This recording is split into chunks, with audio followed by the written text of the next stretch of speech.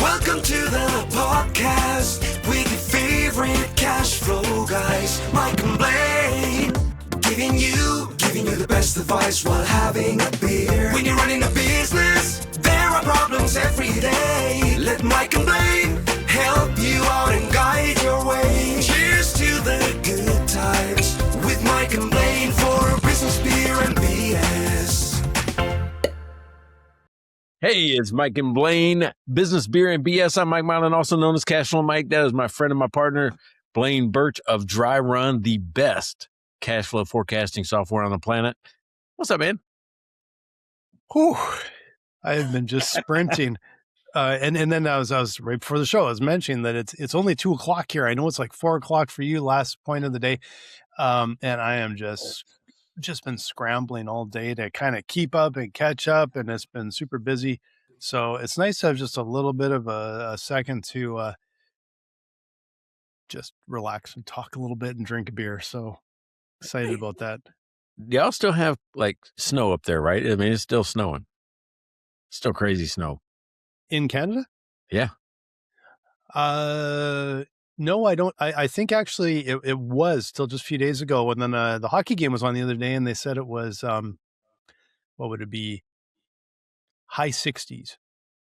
Okay. Sort of out of the blue. And so it just flipped over and got kind of nice, but we don't want to be back there till it's all melted, and the streets will still be dirty and gross and brown and everything. But I'm hoping that all the snow will be gone before we get back there. So. Yeah, I talked to a guy in Green Bay today. There's like 33 inches or something like that. I'm like going, it's 81. It's 81 here. So I don't know what you guys are doing. It is screaming hot here. It's over 100 here. It was yesterday, and it's going to be hotter on the weekend. So I don't think we're going to be biking because we'll pass out unless we go super early in the morning. But yesterday I ended up working kind of late, and by the time I was done, we just headed over to, and I'm going to give them a plug, Pinnacle Brewing in Scottsdale. Terrific place. They got a barbecue food truck there. Dude, that is legit barbecue. It was unbelievable. So we had some barbecue and some beer, and then we sat around and played cards, and it was just a perfect, beautiful night. But during the day, it's smoking hot. So, yeah. Well, hey, it's that time of year, right? It's that time of year. And what I'm talking about is that time of year for baseball, right? So, I mean, this is business, beer, and BS. So I'm having a Houston Astros Crawford Bach, right, from Carbach. Nice. Because I'm a Cardinals fan, but it doesn't matter to me. I mean, the Astros, good enough. I love baseball. You're in the perfect spot in the country for baseball right now. So, hey, cheers to the Astros too. City is overwhelmed with people right now going to spring training. We didn't go to any games this year. I guess we probably should have. I don't know. It's kind of a nice day to sit out there, but we won't be going now. It's just way too hot to sit out there. But so it is the 19th of March. So I am actually wearing a green shirt because it's St. Patrick's week. I'm going to say it's St. Patrick's week. And I have a Guinness, and this is really funny because my Guinness has all these like frosted roofs with snow on them from the winter, and it's like 100 degrees here. And this has nothing to do with the fact that my fridge is almost empty of beer. So this is all I had, really. Like, it was that and some of Heather's sours that you would not let me take and drink on my own. So I'm having a Guinness today. But you know what? I do enjoy Guinness. I know where you have Coors Light. That's my Guinness. It's my light beer that I just kind of have around the house. Get it for big packs of cheap beer. And I think it's actually underrated beer. Now that I've had thousands and thousands of beers, and then I go into a Guinness or a Kilkenny or Pilsner or Kel, and I'm like, some of these classic beers are fantastic. Somebody said the other day, says, you never get sick. I'm like, I'm thinking this kills everything in my body. Like it just does. Don't look at the ingredients. Okay. It's doing something. It eats something up as it goes through, but who knows where it is. But, working for it. Yeah, we got other people that, buy us beers. We don't always just do Coors Light and all that, but I mean, our other beer sponsors, one is Karen Harrison up in Michigan, where I think they got a ton of that snow as well. But she is an Amazon bestseller with 3S Smart Consulting. And 3S Smart Consulting does a lot of cash flow work. Her name of her book, if you just want to check Karen out, go buy her book on Amazon. It is Stop Growing Broke, Start Growing Profits, and run and get it today. Run and get it today. Yeah, thank you so much, Karen. Devin, the biggest LSU fan on the planet. Thanks, Devin. He just keeps supporting us, keeping us flushing beer for forever here. I got to bring up my little show notes over here if I can find them. They disappeared on me. Yeah, Devin, thank you for all of the support, all the ongoing support. Here's my show notes. I just want to make sure we've got everyone listed here. So. Right. And so I don't get yelled at again by neighbor Pat. He is always a long time, every week sponsor. He's either bringing down beer, even if it's not podcast, he's bringing beer down. He's a brewer himself. His son-in-law and daughter, I guess, are sponsors of the show every once in a while as well. So, Sean, Mariah, Pat, neighbor Pat, thank you very much for supporting the show. Appreciate y'all. Yeah, appreciate it. And so before we dive into our topic today, which is a very good topic, very topical topic for me, to be honest.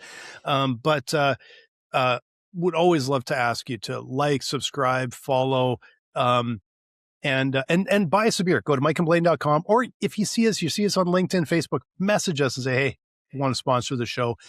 $5 an episode. We will mention you. We have not had inflation on our sponsorships ever. But we are getting actually a lot of views now. We're actually getting some pretty solid views, and especially in our shorts and everything. So yeah, great. It's money well spent. Yeah, it's thousands of views on about everything we do right now. So this is a really cool thing. Yeah. Season six, you know what? And we went through a couple evolutions, right? Of who we are, what we're going to talk about. This year is all about trending topics. So it's not just things that happen to me during the week, but it's stuff that you're talking about too, right? It's things that are out there. So this actually is topical for me. It's topical for you, because in reality, nothing starts complicated, but it just becomes complicated. Yeah. And that's kind of what we've done to ourselves in life. So I'm going to say right up front that simple is hard.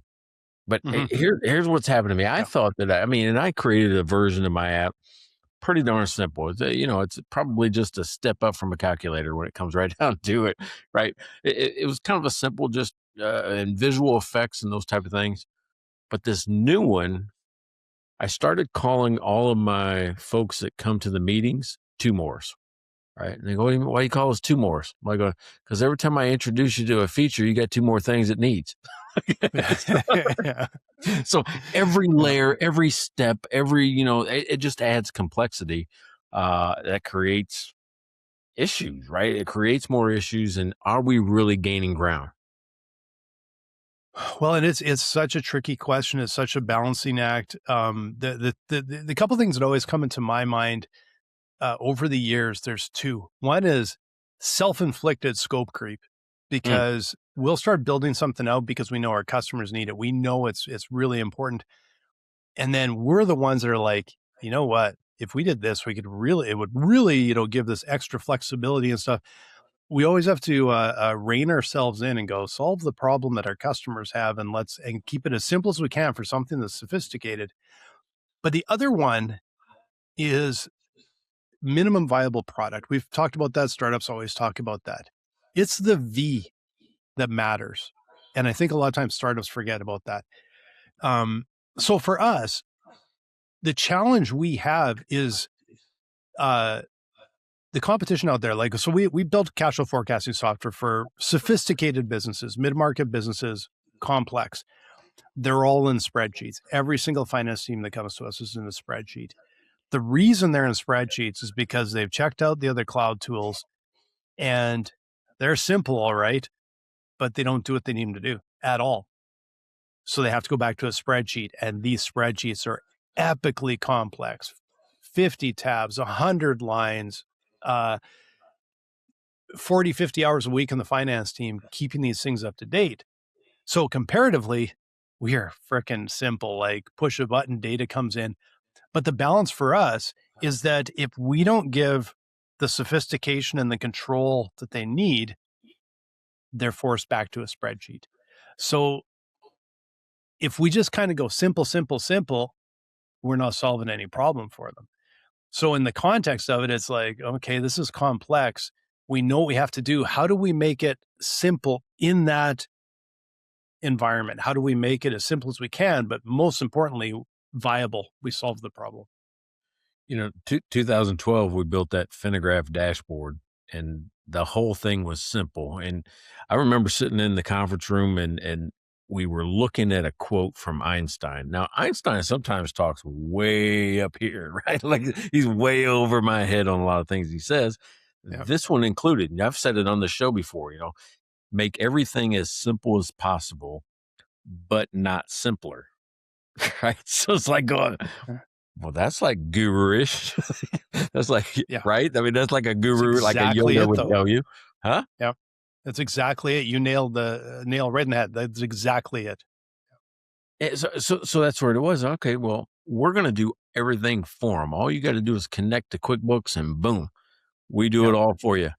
You know what the first thing people said was? What do I do? You read it. We already did it. and people wanted things to do. They just didn't want a software system that did everything for them, and all they had to do was look at it and then go take action. It was the strangest thing. We looked at each other like going, we have to give them shit to do now. Manipulate something, change something. What if? I mean, then all of a sudden the complexity starts in, right? And it becomes, what you don't want it to become. Yeah, exactly. It's reminds me of the story, and I don't remember which sort of brand it is, but it was an instant cake recipe, and you could get basically it's like you add water, throw it in the oven, done. It was so simple. And they found that they really struggled to sell until they had people add an egg, because it felt like people then felt like they were doing something and they were actually baking, and it wasn't just mixing something up in a bowl, right? And we actually, this was a really interesting topic, because right before we got onto this episode, I was meeting with my team, and we spent quite a bit of time this afternoon. We're rolling out a new feature. Works. It's really cool. It is just really slick as hell, but it was a bit confusing in the UI. And so we talked about it. We experimented. We did a whole bunch of little iterations, and really, we ended up doing a combo of three things. We changed the order of some of the functions. We changed the wording, and we actually did a little bit of a change in if you do this, then this appears. The function was all built. It looks back in time, and the user can say, I want to auto forecast based on this sort of time frame and do an average, or do this or do that. They got all these options, very clear and simple. But it's amazing how much easier to understand it got just from the actual words, the phrasing, the order of things, just in the UI. Didn't actually change the functionality of it, and it transformed it within an hour of all this work. I've done that with just labels. Something that makes sense to me. Somebody go, I don't understand what this means. And I said, what do you think it should say? And they'll give me a different word. I'm like, that's probably better. And all of a sudden it solves a ton of problems. Just a label change. Now, I would be willing to say, though, that you heard the word optimize, right? Everybody's been on kicks, and I think we talked about that not too long ago. Everybody's optimizing everything from sleep to, to diet. It doesn't matter. Optimization, I think, is what broke simplicity. Interesting. That's me, because everybody trying to optimize. I mean, so you add more complexity to measure different things, and to look at different. You even said it. You said, I'm getting off of this. I'm not even wearing a watch. You went back to analog. Why? Because it's simple. It's easy. I don't need to measure all those things because there's not enough impact. There just wasn't enough impact in your life. Well, and I think the go-to, like when you said simple is hard, when back in my design days, when I was teaching design, a couple degrees in it, we always talked about that. Simple is hard. It is epically hard, because it takes time, and it takes just all these iterations and that to get through it. But simpler or easier doesn't always mean less. So sometimes 2 buttons is simpler than 1 because it makes sense, because it clarifies things. So it's I think sometimes people say, well, just reduce, take things away, take things away, take things away. Here's just one big red button on your phone. Mm-hmm. Yeah, okay, what does it do? Everything. No, that doesn't, like, that there's this reduction doesn't, and like you said, optimization. That's how I think people see it, as like reduce, reduce, reduce. That doesn't mean that it actually works, or that it's easier to understand or simpler to use. Yeah, I mean, you know as well as I do building software. As soon as you put a menu in, it like it'll take up as much space as you give it, that you let it. I mean, and occasionally I have to go. We have to kind of consolidate some of this. We shouldn't have 50 menu items. There should be like 4, maybe some sub things. But because to me, first of all, when we talked about sales, to me, a confused mind never buys. Right? If I'm confused about your offer or what you do or what you provide, what your promise is, probably not going to buy. That same thing applies to me with, the production of the service, the actual delivery of the service. And the more complex I make it, the one, all right, we've talked about this. The one that pisses me off the most, when I can't find the cancel button for like subscriptions. Yeah. Right. Very intentional. They made something that should be super simple in my mind. Cancel. And that's it. But they'll hide it, or they make you call, or they make you email, or they make you do all these other things, thinking that it promotes less churn. I think by me talking about it, it promotes less sales. Hey, don't go there, because you can't get out of it. It'll take you a month to figure out how to get out of this thing. And I can't even guide you back to it. Yeah. But it's also like, if we did that, we would have to have layers, right? So we just say, just hit us up in chat, because we have questions. How do you want us to handle your data? How do you want this? How do you want that?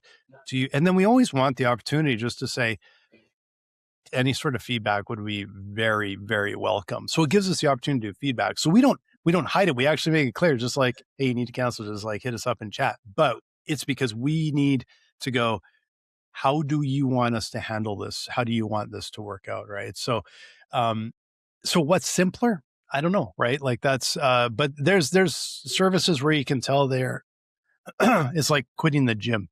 They're intentionally making it really difficult at times to do something that's simple. That should be simple. You would think. I mean, you probably already quit in your mind. You stopped going and still paid for 5 more months. Like, I should cancel that subscription. Yeah, I had one the other day that I got caught on, that I was really frustrated. I had a subscription to a channel in Canada to watch CFL football last fall, and I swear I even remember canceling it. And then all of a sudden I see it on my bill, and I'm like, I've been paying for it for months. And I swear I canceled. I was so frustrated when that happened. I want a list of everything that I'm paying for all the time in one little space. And I think there probably are services like that, but that's one of those things that kind of drives me nuts. Well, businesses do this all the time. I've done it. You probably done it. I mean, a couple of weeks ago, I got on a plane. You've heard, you ever fly Southwest? Maybe not. You ever fly? Yeah, I have. It's been a while, but yeah, I have. Yeah. Do you remember in the past where it was just, they gave you a boarding group, like you're an A or a B or a C or something like that, and then you just get on the plane? Get on the plane, you throw your bag wherever there's a spot, and boom, you sit down wherever there's a spot. It wasn't terrible, but it wasn't a premium type experience, right? Because they were so outside of the rest of the market, where everybody says, no, I got seat 7F or whatever that is. And so Southwest has tried to make that shift recently. So they're making the shift to give you an assigned seat. And really, I think there was an attempt to increase fares, because you got to remember that on other airlines, if I'm in the back, it's one price. If I'm in the middle, it's another price. At the front, it's another price. Well, Southwest, you didn't have that. Everybody paid the same price relatively. based on, demand and fullness of the plane and all that type of stuff. But relatively, it didn't matter where you sat because you didn't know you were going to sit, right? So they went to this. They did the price changes. They're trying to provide a more premium experience to some folks. And the problem they're having now is that they've trained people for decades to get onto a Southwest plane and throw their bag in the first open spot. That's drilled in. The person say, hey, put your bag in the first open spot you see. Well, now what's happening is people are still doing that. They might have a seat at the back of the plane, throwing their stuff in the front. Then that means the person that actually has that seat doesn't have a place for their bag, right? And so they got to move their bag back behind their seat. And hey, traffic's one direction on a plane. Oh, man.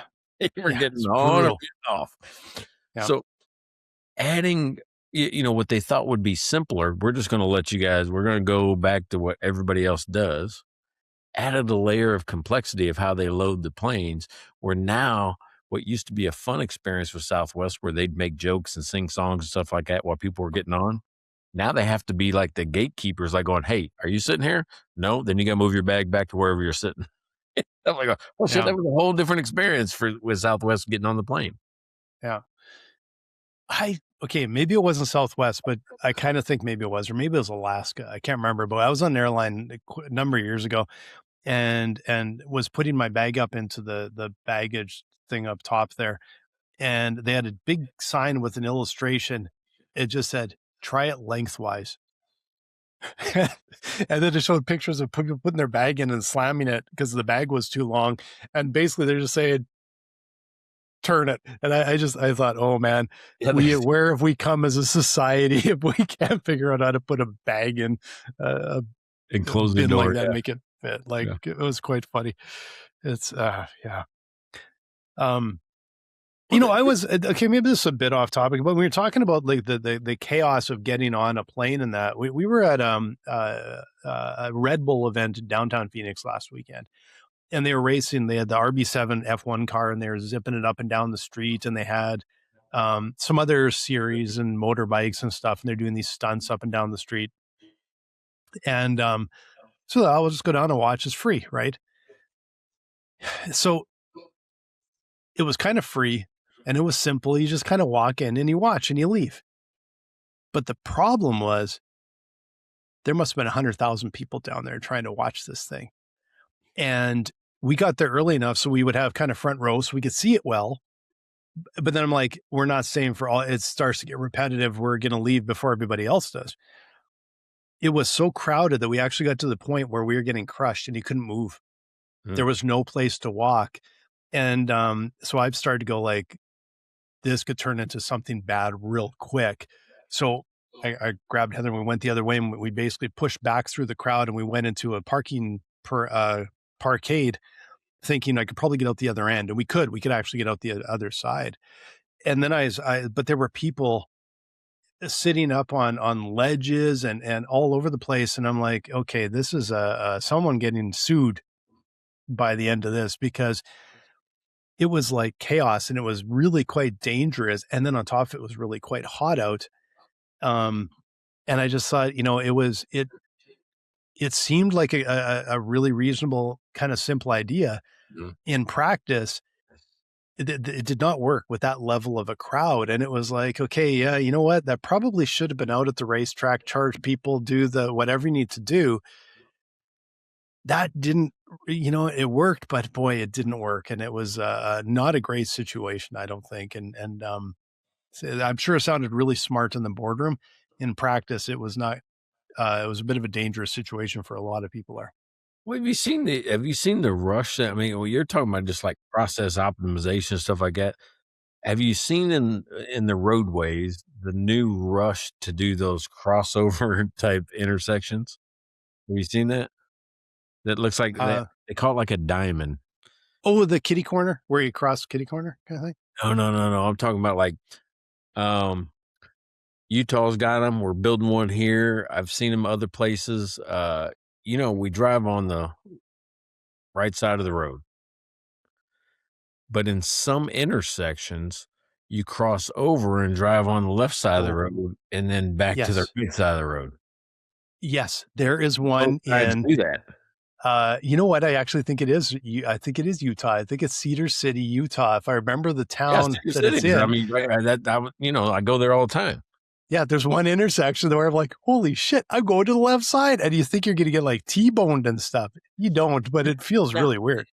It actually is better for people trying to get on the interstate because I don't have to make a turn across traffic.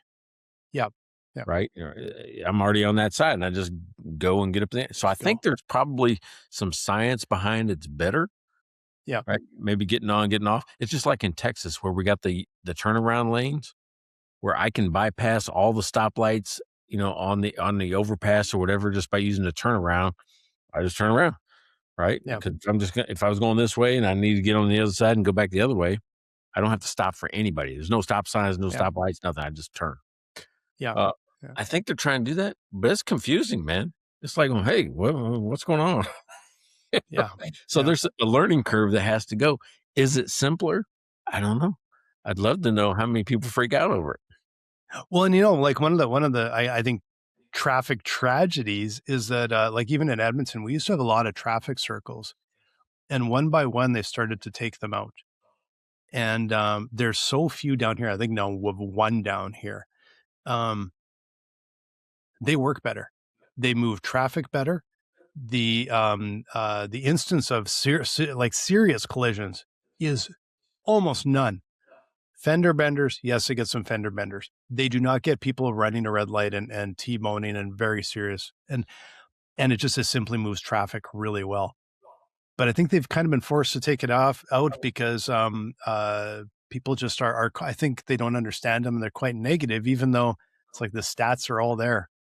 But public opinion matters more than speed and safety, unfortunately. I worked an accident on one as a trooper. You just come up, you're supposed to slow down and, you just kind of zipper in, right? I don't mind a roundabout or what'd you call it? Traffic circle? Traffic circle, but a roundabout is, just another phrase for it, yeah. This guy went straight instead of on the roundabout. It went straight, and usually there's something in the middle, right? I don't know, fountain or grass or bushes or whatever it is in the middle, right? Something in the middle of the circle. He hit it and took off like a ramp and the car flips over, lands on his top and skids down the middle of the street on the opposite side, like 360 of the thing. I'm like going, how does that happen? I mean, drinking for one, but that would probably explain a lot. But still, I'm like, I'd never seen that. You know what else will flip over a car from an accident point of view? No. In Missouri, I was on I was a traffic, highway patrolman, 2-lane road. A pig gets out of the pen, comes onto the roadway. Guy hits it and it flips his car over because it was so low and so hard. It just flipped his car over. It ain't like hitting a deer where, maybe they're going to come through the windshield, do a bunch of damage. No, this actually flipped the car, got up underneath underneath it and caused it to flip over. Is that crazy? Oh, that's nuts. Okay, one time I did have a weird experience in a traffic circle, and this was like 30 years ago or more. Big traffic circle in Edmonton. It's no longer there. I was going around the traffic circle and a wheel came through the middle of traffic circle, hit the air, was bouncing through. And I'm like, holy shit. And I looked back and it was like a yellow Trans Am, a little bit of rust and stuff sitting on and it's like down on one hub. I was missing the wheel. I'm like, oh shit, that guy lost his wheel. Dude, I worked an accident on I-44 near Springfield, Missouri as a reconstructionist. Same thing. Wheel comes off of a trailer. Ooh. Right? Here's what you don't realize. When a wheel comes off of a car going 60, 70, 80 mile an hour, it will pass the car that it's on. It comes off, and if it's still rolling, there's no more weight. There's no more, control keeping it there. But it still has the velocity. It still has the force. The driver of the truck says, yeah, I saw it. It passed me. I didn't think it was mine. The wheel come off the back of the trailer, passes the front of the truck, goes down into the median. And, they got the medians kind of, because they're for drainage as well. Yeah. Goes down, comes up the other side, takes off like a ramp, goes through the windshield of another truck coming this way. Oh, so this wheel was going like 125 miles an hour as it hit the driver and windshield of the driver of another truck going 70 mile an hour in the opposite direction. So it's like a 200 mile an hour collision. Bullet. Yeah. I ended up being an expert, witness on it just to do the math behind, rise over run, launch angle, speeds, those type of things. It was like the craziest thing I ever worked in my life. Yeah. That's just nuts. That's like you think about the closing speed on that. It's amazing. People don't realize, I think, how much, you're driving down at highway speed. They don't really stop and think about how much velocity, momentum, and everything. Yeah. Do you expect a tire to come through your windshield? He's in a semi. Yeah. The guy that got hit was in a semi, and the tire came through his windshield. Jeez. There's no moving. It can't, on a semi too, you can't like just jerk the wheel and avoid something. Yeah. No, that's just frightening. Stay home. Yeah. Order it. That was a weird job. I mean, and traffic accidents get really complex. Mm-hmm. I mean, there's so you think, it's a simple fender bender. Almost never. If somebody gets hurt or there's property damage, almost never is it just simple. Yeah. It just there's always something complex to it. So, the thing I hate now. And Courtney goes, "Why do you always want to go in that line?" I'm like, because there's a person in that line. I don't like self-checkout. I know it's supposed to be easier. I don't think it's easier. I don't think it's faster. There's always a line at self-checkout. Yeah. I'm a bit of a 50-50. Like there's places where I'm like, I've got an item, it's got a barcode, and there's no line in self-checkout. I'm going through there because I'm like expert. I can get through so fast, but I'm not standing in line for self-checkout when there's people over here that I can just go. And the big one for me is grocery stores when I have fruit and vegetables and you have to code them in and stuff. I'm like, I'm not doing that. I'm not doing that. Well, generally there's beer in the thing. So generally there's beer in the cart, which means I'm going to be asked for my ID. Probably gonna have to wait for them to do whatever else they're doing. If I'm in the checkout line, it's real easy. My ID's already out. Yeah. You see it, you get it. I don't know. It seems faster. Yeah. No, it probably is. I'm still not like, would I rather probably have all the aisles there with people? Yeah, I would, but that's not coming back. It's just simply not coming back. No, probably not. But they could make it different, right? Because here's what makes it difficult. Like, I have a case of beer. They don't give me enough space to put my groceries and everything and the case of beer on that little weighted thing that says, "You have not placed an item in the baggage area." I'm like going, oh yeah, right. But it's not going to fit there. I already got like 6 bags there. Or it'll be just one thing. You're like, "Oh, you didn't place that." I'm like, I know, I rang it up and I put it in the cart. It's rang up. Why do you care if it's on that thing now? Yeah, no, can you not put it down and then move it, or can't you? I don't really know what the rules are with those things. I don't know either. I just know that they're weighing something, that bottle is supposed to weigh, 1.2 pounds.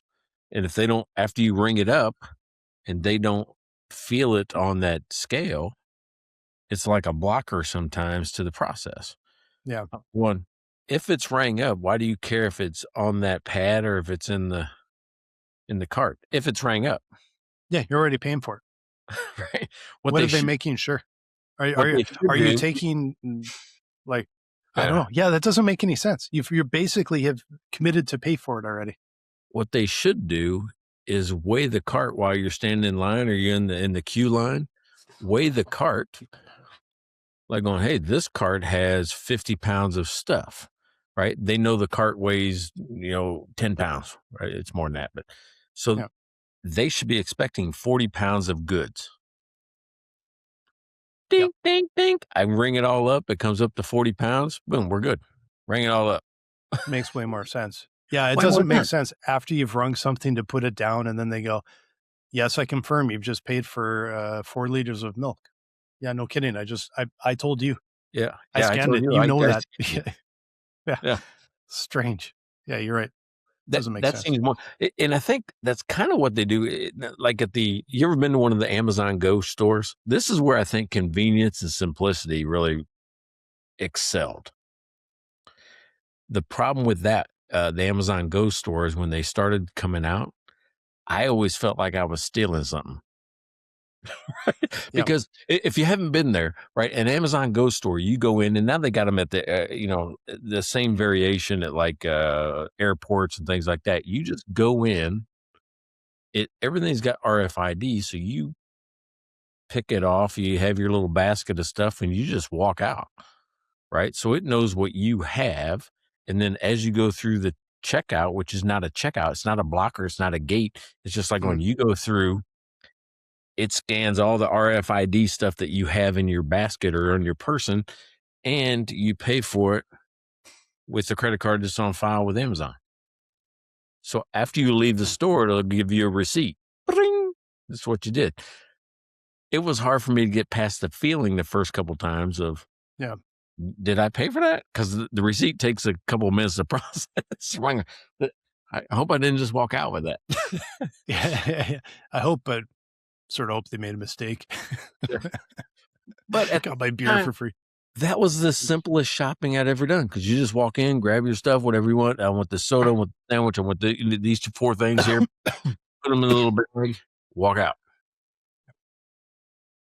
Easy. That's one time it was a win. Definitely one time it was a win.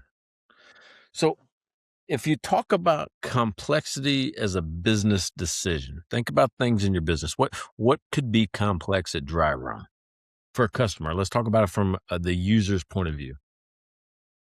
Well, there's a learning curve for the software guaranteed. Now there's now that I think we've found that right market, and we're talking with CFOs and mostly CFOs, some controllers, they're very, very fluent. They're already doing this in a spreadsheet, which means when we show them the software, it's amazing. It's complex software, and they sit there and go, yeah, oh, yeah, good, yeah, no, get it, awesome. Does it do this? And you're like, oh, geez,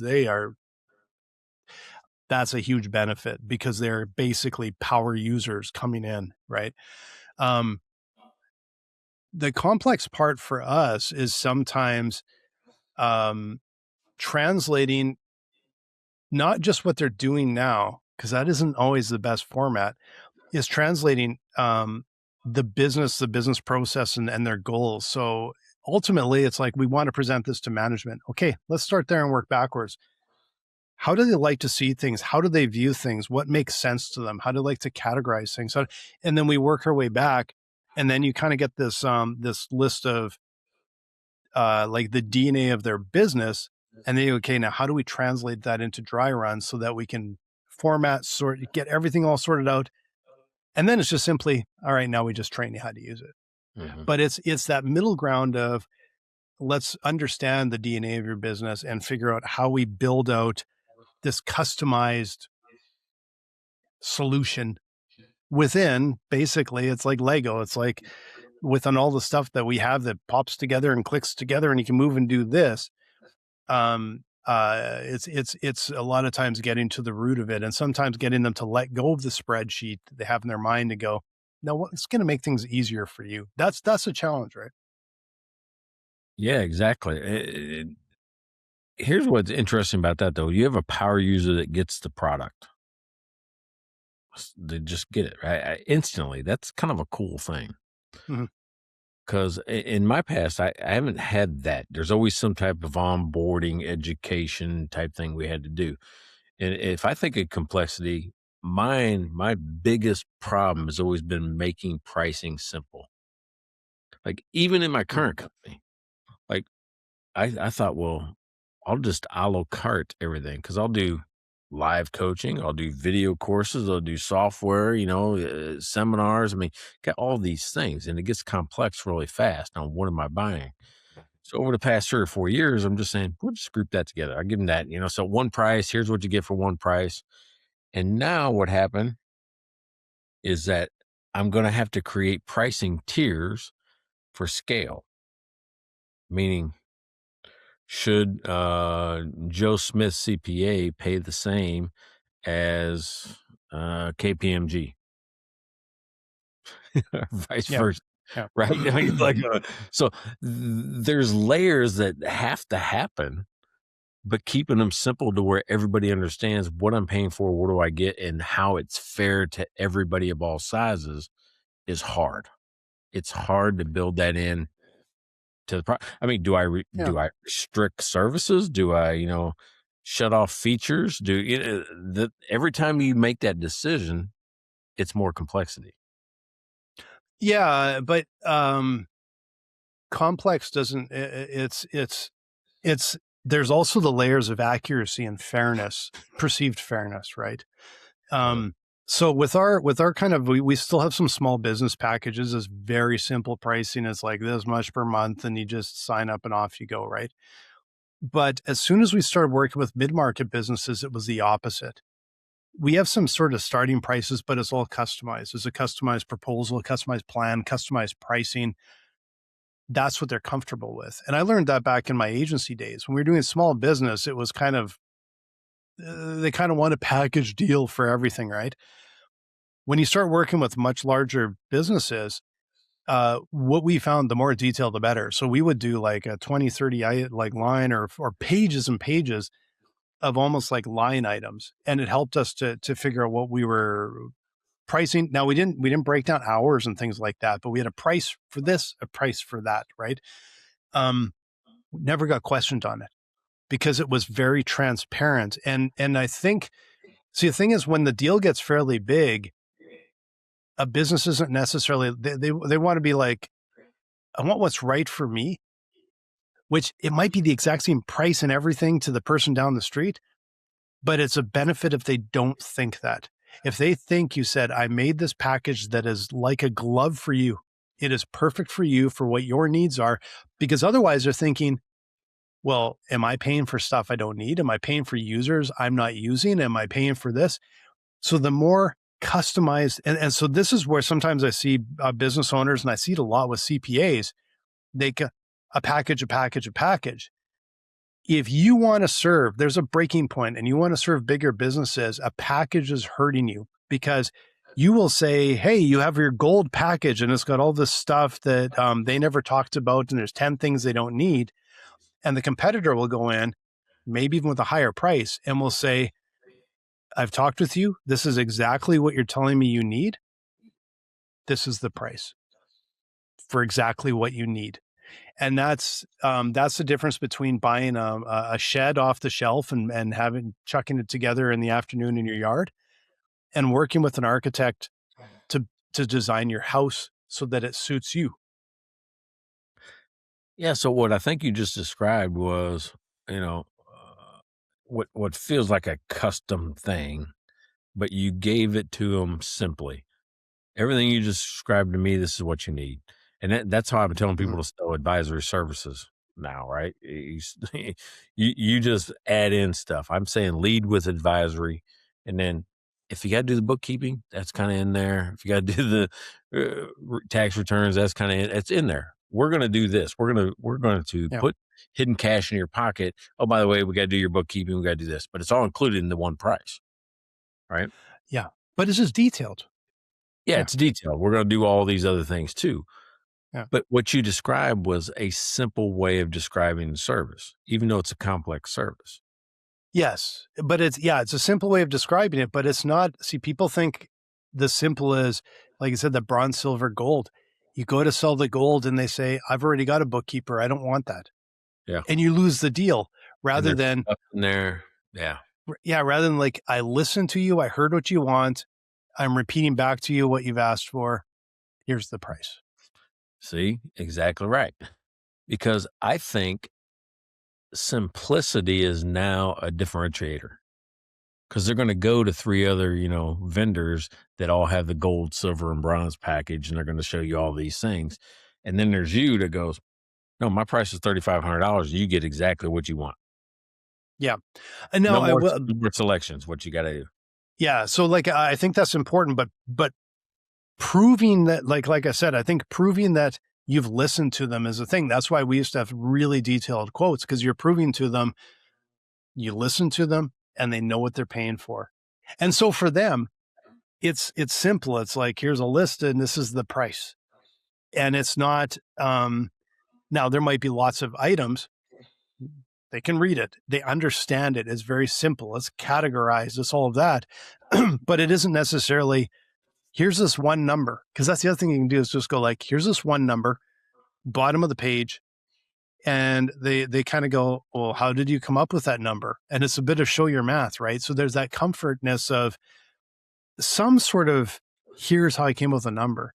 I saw on somewhere online in the last couple of weeks, it was funny, and I'm sure a lot of people have probably seen this, but it was, and it might be totally fake, but it was probably is, but it was a little cell phone conversation.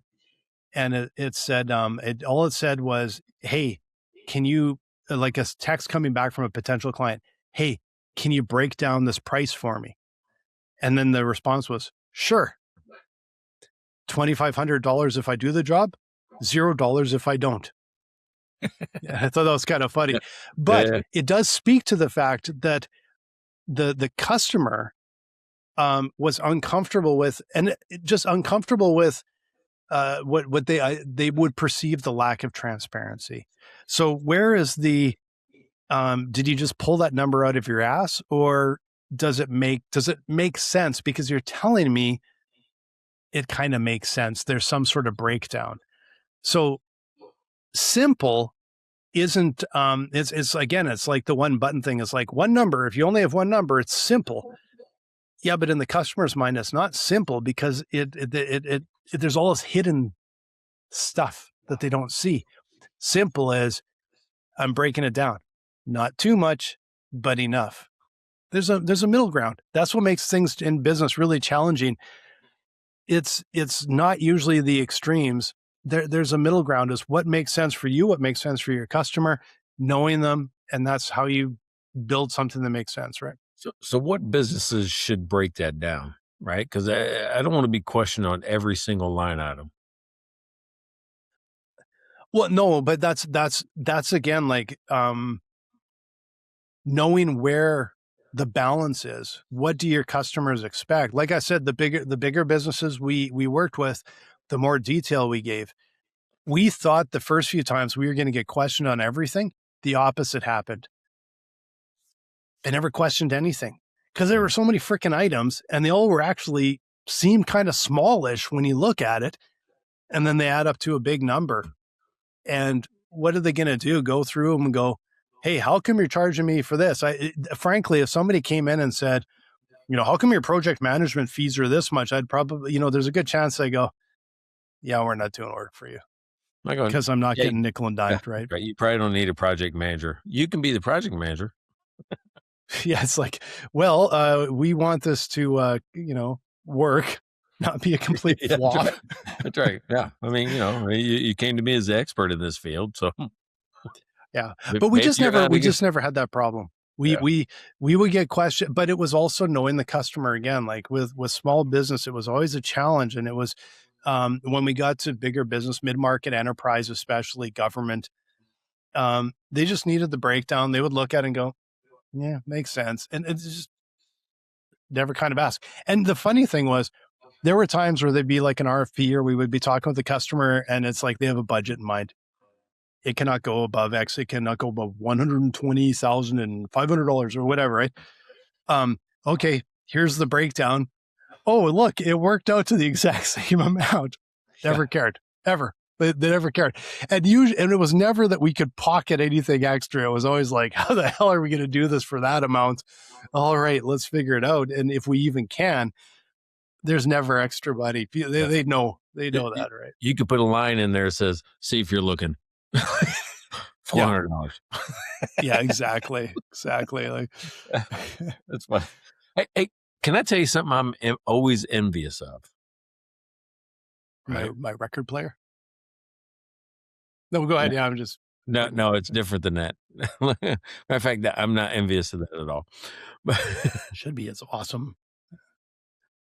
you always take every year at this time, you take a week-ish, whatever it turns out to be, and have an amazing road trip from Scottsdale all the way back to Canada. Yeah. I'm always we do actually. Damn, that's just such a cool thing you do every year. It's really fun, and we do it actually kind of almost over 2 weeks. But that's kind of our annual holiday. Like we do some around Christmas and everything, but that's our annual holiday because what we found is, we're not going on a summer vacation. We might go away for a few days, or I might take a few days off, make a long weekend into a week or something.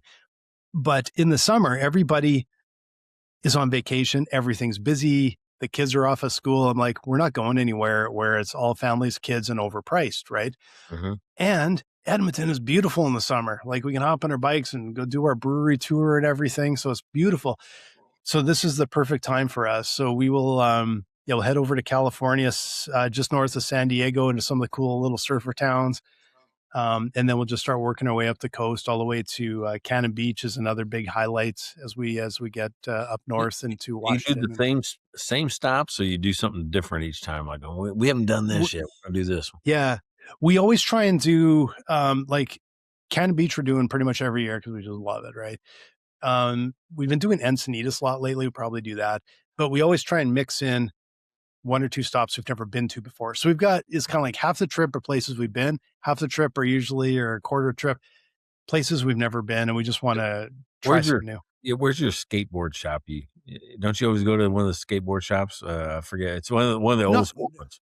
Yeah, not every time. I think there's one in Santa Barbara, which is awesome. It's original Pal and Peralta skate shop. And there's another one, Mike McGill's skate shop is in Encinitas, California. I've got an autographed deck from Mike McGill. I got an autographed deck from the artist from Pal and Peralta.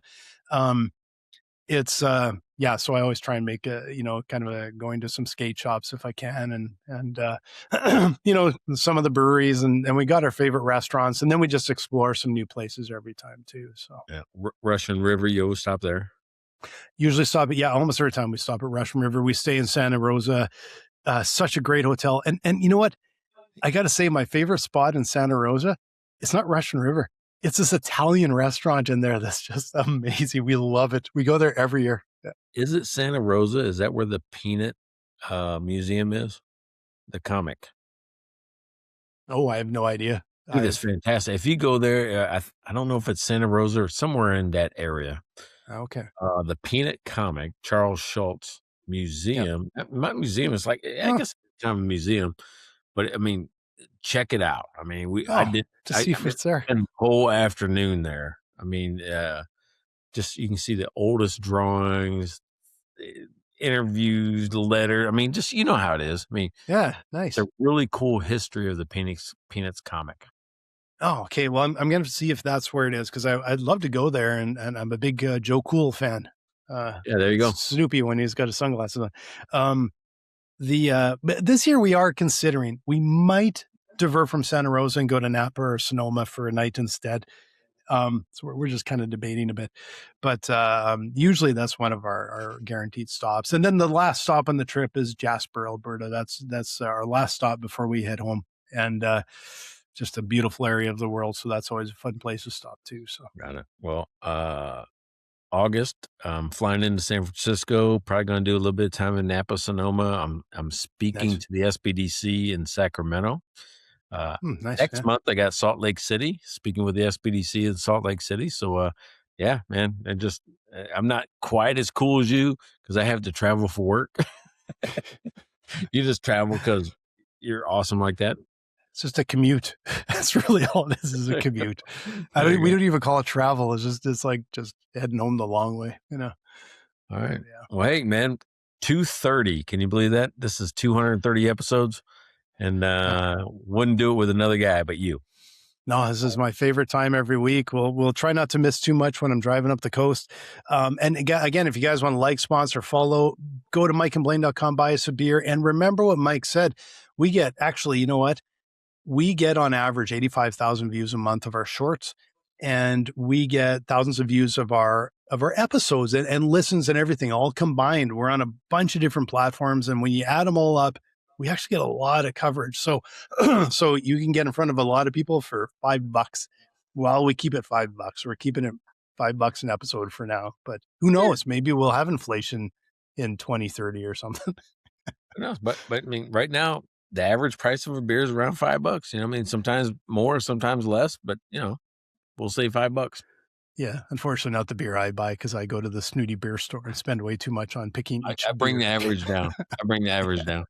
You bring it down, I bring it up. Although, but that is how I ended up with a bunch of Guinness in the fridge, because those go on sale and they're dirt cheap, and it's actually a really nice beer. So it's and if you are in Scottsdale, I got to mention again, go over to Pinnacle, try Bearded Barbecue. It's unbelievable, and they also have great beer there. It's just a terrific spot. If you haven't been there, you got to check it out. All right, man. We'll see you next week. Check out their website at mikeandblaine.com. Then subscribe to the podcast and buy these guys a beer.